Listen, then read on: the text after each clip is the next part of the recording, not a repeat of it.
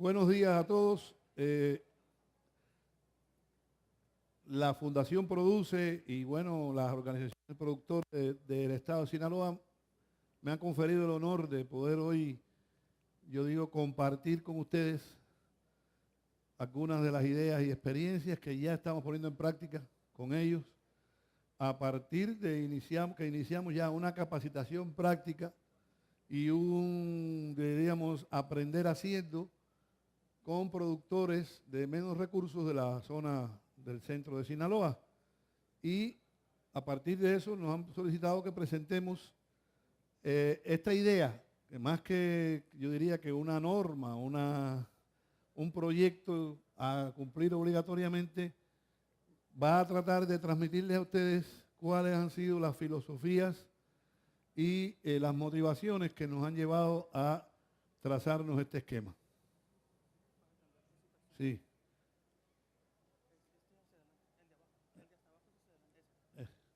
Bien.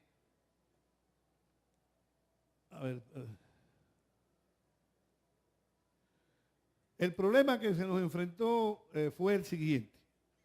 Teníamos una situación con ecosistemas con suelos degradados, condiciones de secano o como ustedes llaman temporal, o riego rodado en algunas ocasiones con baja eficiencia, bajos insumos exógenos, o sea, el productor le invierte poco a las producciones, un nivel tecnológico medio, donde hay mecanización, hay la utilización de algunos productos químicos, etcétera, pero también la tecnología no es la más avanzada, utilización de semillas de variedades autóctonas o tradicionales, fundamentalmente, alta quimización, más que todo, es más bien la solución tecnológica que aplica el productor, es fundamentalmente aplicar productos químicos contra plagas, enfermedades, fertilizantes, etcétera.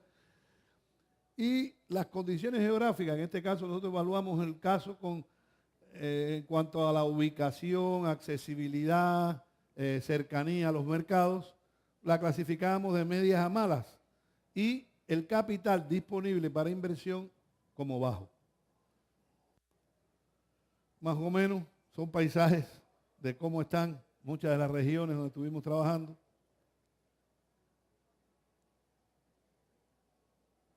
La técnica, ya vamos. Cultivos de maíz con tecnología temporal y baja población. ¿Y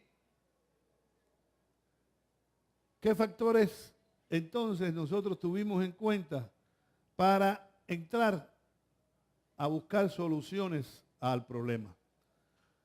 Primero, un concepto básico que tenemos que tener es que el suelo es el sustrato fundamental y es un sistema complejo, es un sistema vivo y proactivo. O sea, en la medida en que nosotros lo atendamos, en la medida en que nosotros hagamos medidas para mejorar sus condiciones o en la medida en que trabajemos para afectar esas condiciones, para degradarlo, el suelo va a responder a favor o en contra de nuestras soluciones.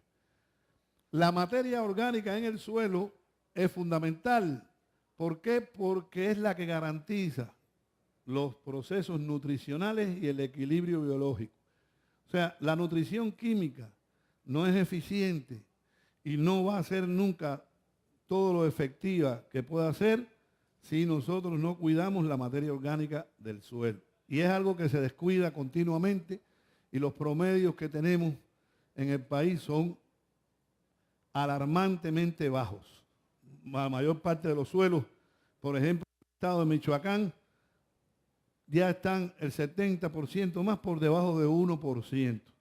Y eso es extensible a todo México. Eso es algo que nosotros tenemos que trabajar y cuidar porque nos está afectando nuestra capacidad y nuestra productividad agrícola.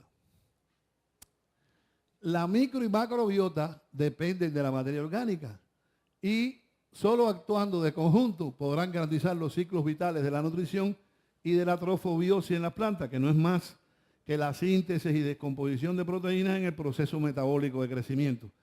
Por eso muchas veces las respuestas que tenemos a las fertilizaciones químicas no son las más apropiadas o están vinculadas de pronto a fuertes ataques de plaga. ¿Por qué? Porque estamos alterando un proceso natural del metabolismo, que es la trofobiosis, y hay mucha proteína en formación, mucho aminoácido libre, y los insectos van a venir con muchísimo más gusto a comerse esa planta y a chupar esos jugos, porque obviamente, le digo, es como en el medio del desierto, te pongan un jugoso bistec de arrachera con una cerveza, todo el mundo va para allí a comérselo y a disfrutarlo, ¿no? Porque no hay.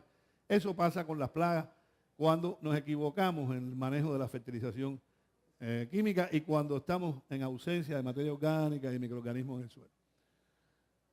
Los métodos de preparación del suelo son decisivos al estado de la materia orgánica en el suelo y desgraciadamente la mayor cantidad de tecnologías que nos han enseñado, las que tenemos disponibles en el mercado y las que consideramos nosotros más productivas y mejores, casi todas contribuyen a una degradación veloz de la materia orgánica y a la muerte de los microorganismos a partir de tecnologías de inversión del prisma, ya sean vertederas o discos, donde ponemos las capas bajas del suelo, donde están los microorganismos protegidos a la sombra con determinado nivel de humedad, a los rayos solares. Y al mismo tiempo, después hacemos un barbechado potente y diríamos de primer orden, como creemos que estamos haciendo, y pulverizamos el suelo y exponemos las partículas a tamaños que son fácilmente, diríamos, combustibles y que pasan a volatilizarse. Por eso las pérdidas son enormes y por eso, aunque apliquemos a veces a esta enmienda, no vemos que mejora el nivel de materia orgánica en el suelo porque es que la quemamos después. La aplicamos en un momento y después la destruimos.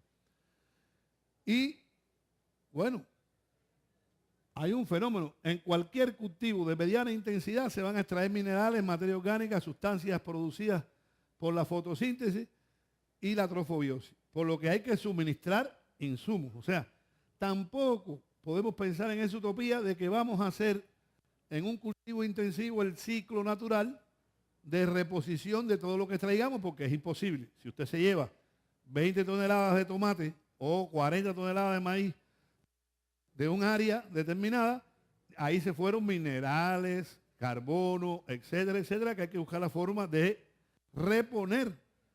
O sea, lo otro es una utopía, de pensar que con los factores endógenos propios ahí, usted pueda siempre continuar el ciclo. Tiene que traer algunos insumos que se incorporen, pero hay que hacerlos inteligentemente y de la forma más adecuada. Aquí está más o menos ese criterio, ¿no? Las tecnologías serán transferidas a partir de un conocimiento profundo de causa y efecto. Aquí tengo a mi profesor Reinaldo que siempre habla de ese tema conmigo. Causa y efecto, que es un principio filosófico.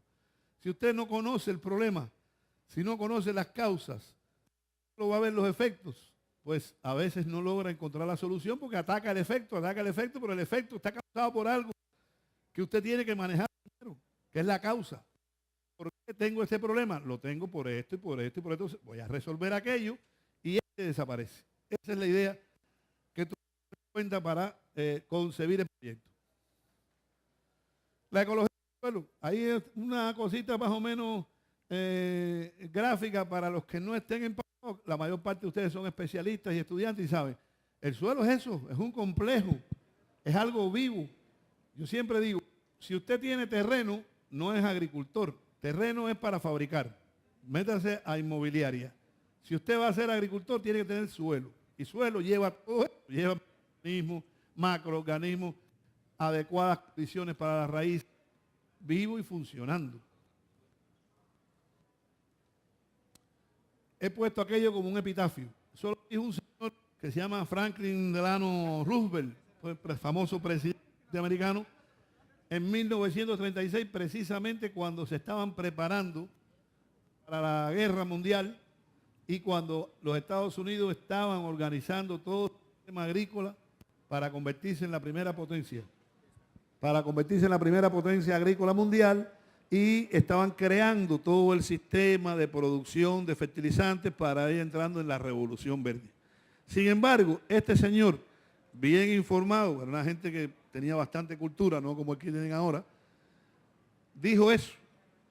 La historia de cualquier nación está escrita eventualmente en la forma en que ésta cuidó de sus suelos. Cuando usted analiza las civilizaciones antiguas, se da cuenta que aquellas que fueron estables, que lograron cultivar, lograron mantenerse, llegaron hasta la actualidad.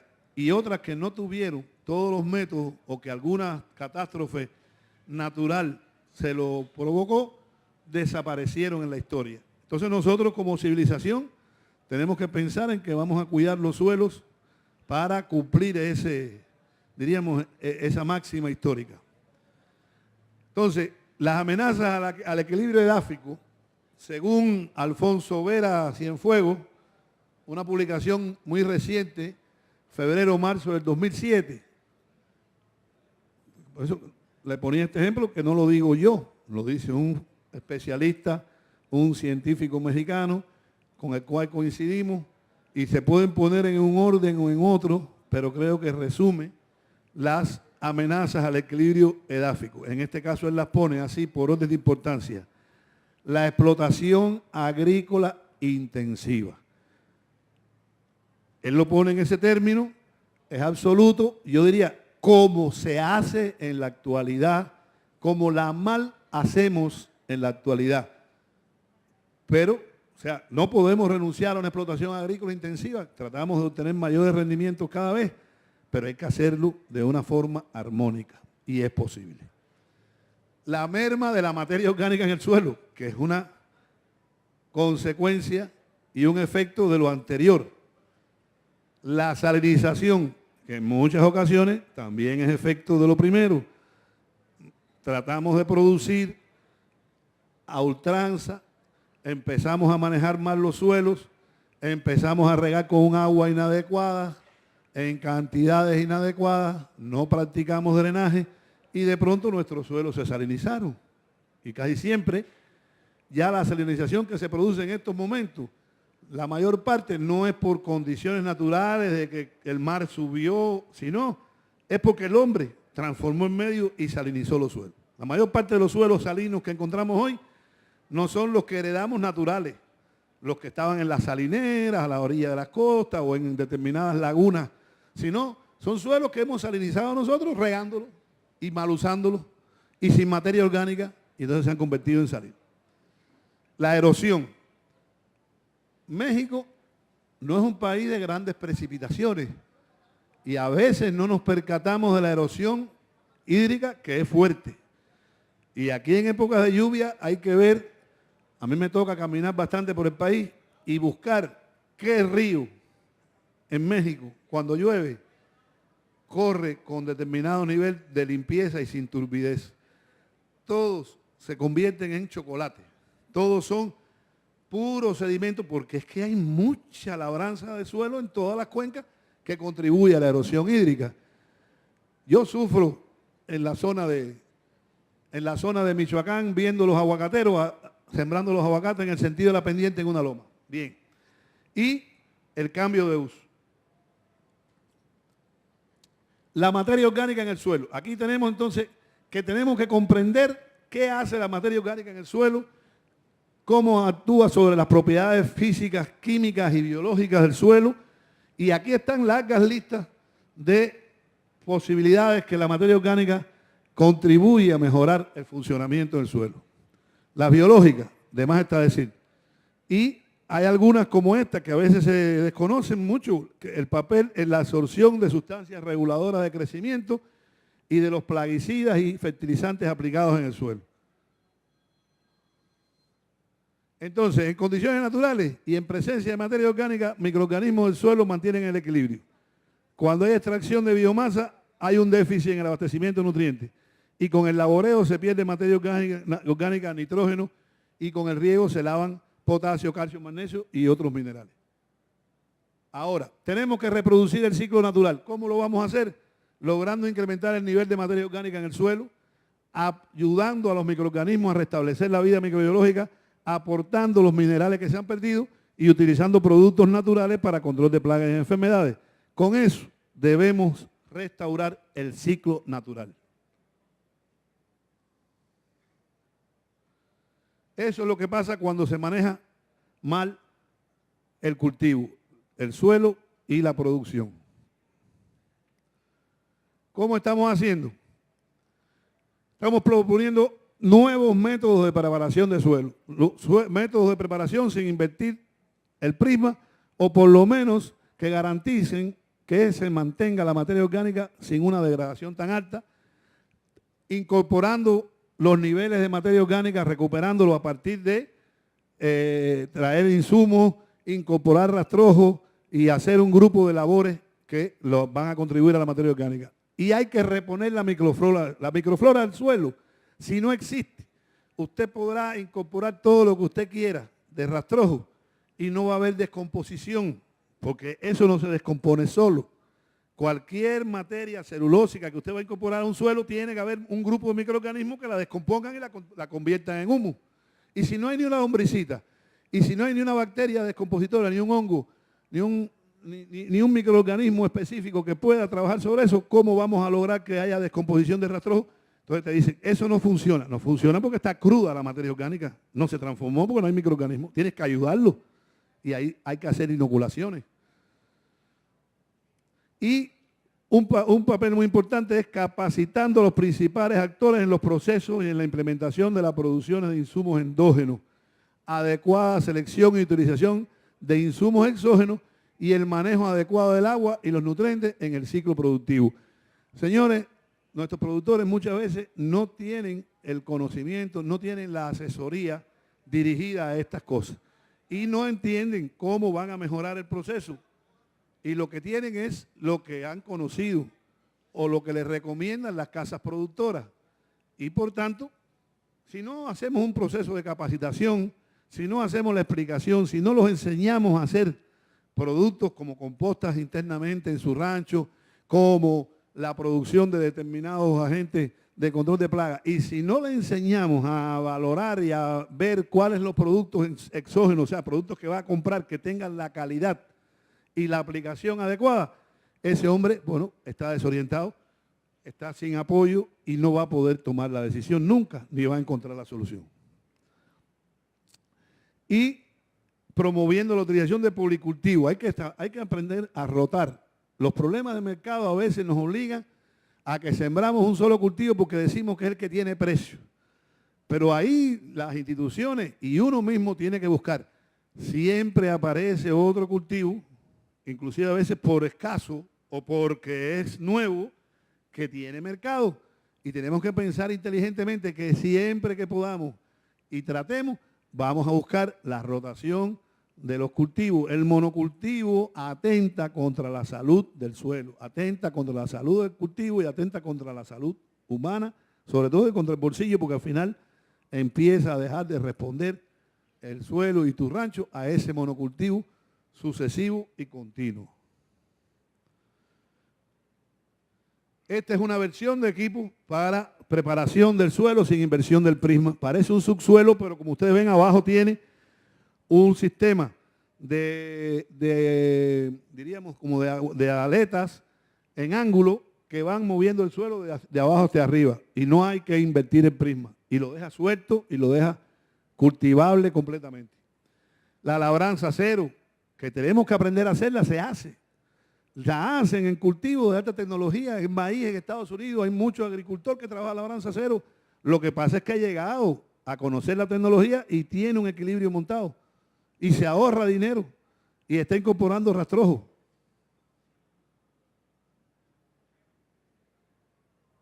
La preparación de abonos orgánicos, bioles y compostas sólidas. Ahí hay un grupo de productos que pueden ser utilizados, unos que los podemos fabricar nosotros mismos, otros que podemos comprar ya elaborados, pero tenemos que saber qué compramos. Ayer mismo hablábamos aquí en la feria con productores que aplican materia orgánica, pero realmente no le hacen una evaluación, no saben si viene bien procesada o no. Y yo les decía, eso puede ser peligroso, pueden traer plagas ahí, pueden venir nemátodos ahí. ¿Por qué? Porque hay primero que hacer bien la composta, para que venga saludable y venga asimilable. Si viene cruda, a lo mejor te trae más problemas que soluciones. Entonces no es un problema de yo he hecho 20 toneladas. ¿De qué? ¿De verdadera composta o de cualquier cosa que te están vendiendo? Hay que aprender también a comprar. Como uno se compra los pantalones y se compra el carro y sabe de la marca que lo va a comprar y lo que quiere. Tiene que aprender a comprar estos insumos y saber si tienen o no calidad.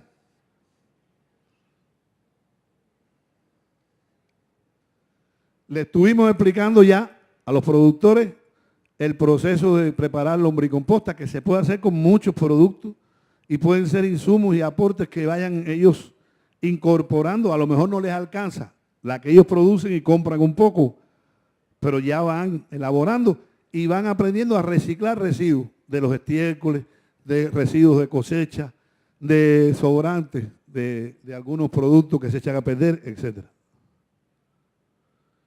Aquí están, tecnologías de producción completamente ya tecnificadas, pero también pueden ser manuales. Aquí hay una, mire, eso es una fotografía de Cuba dentro de un platanal, lombricultura con el residuo de plátano. Ahí no hay estiércol. Todo lo que está ahí procesándose es hoja y tallo de plátano dentro del propio platanal. Y todo ese residuo que había que acarrear y botar, lo procesamos, lo hacemos lombricultura y tenemos el humo, entonces se lo aplicamos al plátano y simplemente está funcionando ahí y aprovechamos el agua que le aplicamos de riego al plátano y mantenemos húmeda esa lombriz ahí y no se va de ahí.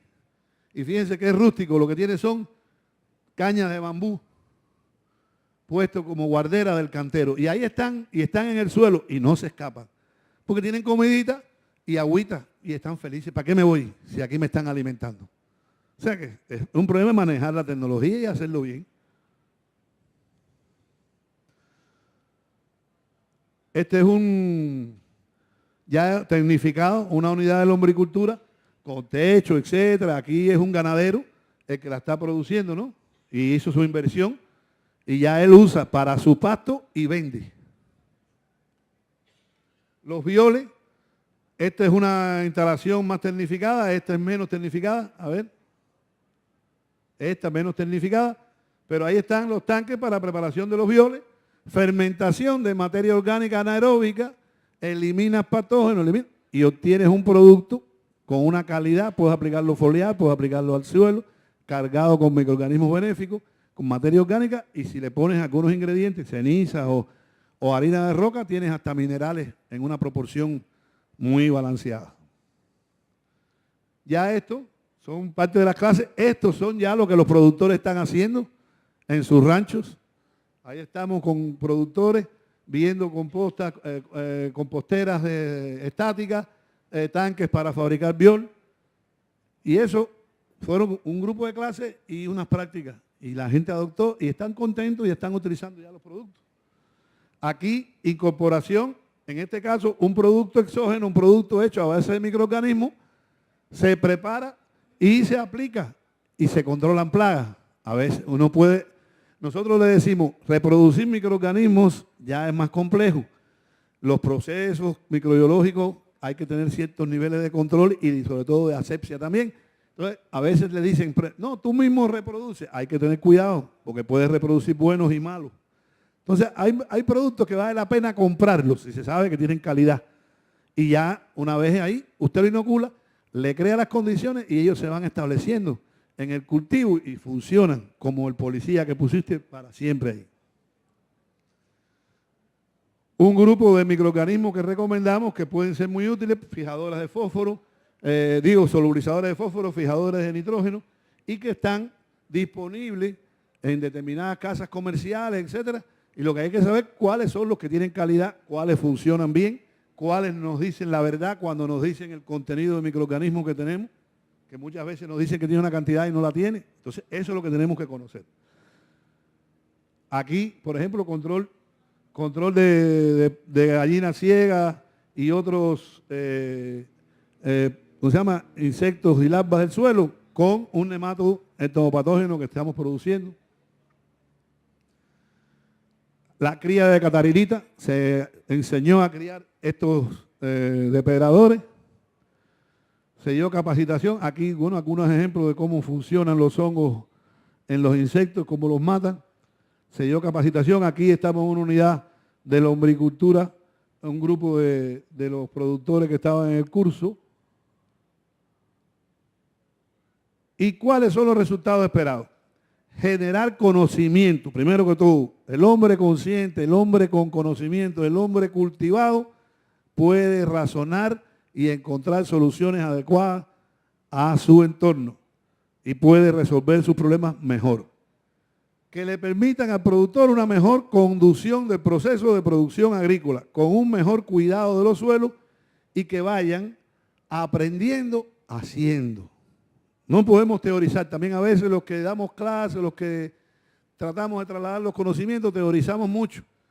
Publicamos en un lenguaje que la gente no comprende y no bajamos a tocarla con la mano y a decirle, vamos a hacerlo.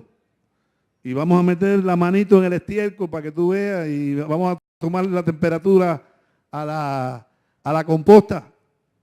Entonces ahí, con un método simple, se dan cuenta de que ellos pueden verificar el proceso. Y mucha gente no lo sabía, parece elemental, pero no lo sabía. ¿Verdad?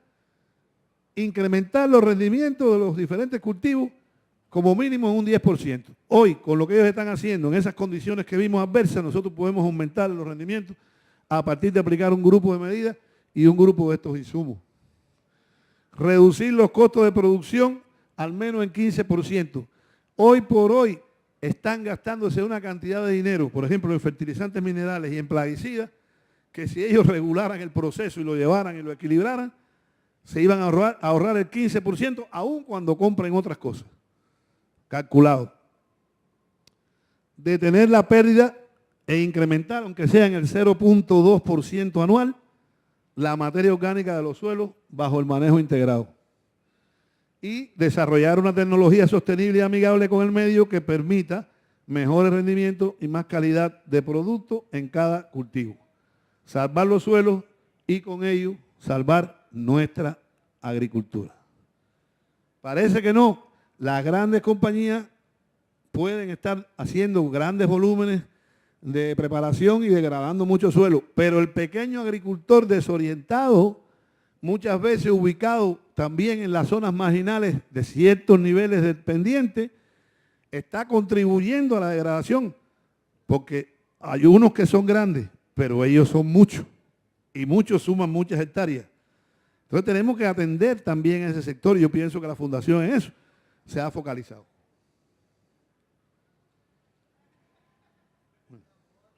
Y ya lo otro que queda ahora, muchas gracias, pero no sale. Entonces se las doy directo. Muchas gracias.